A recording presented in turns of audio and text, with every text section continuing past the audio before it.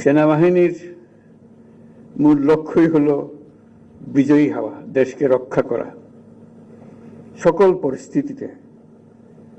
বলা যাবে না এটা এখন বর্ষার দিন, এখন আর পারবো না, এখন বেশি গরম, এটা পারা যাবে না, বলার উপায় নাই।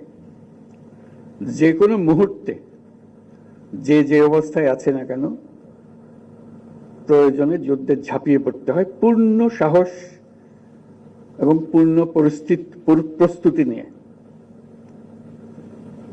সেটারই একটা মহড়া হলো প্রস্তুতি হিসেবে ভবিষ্যতে বাস্তব যুদ্ধে আমরা আমাদের যা করতে হবে সেটার একটা প্রস্তুতি। আমরা সিনেমার পর্দায় যুদ্ধ দেখি, সবসময় সম্মুখ যুদ্ধ দেখি, ইতিহাসের বহু বড় বড়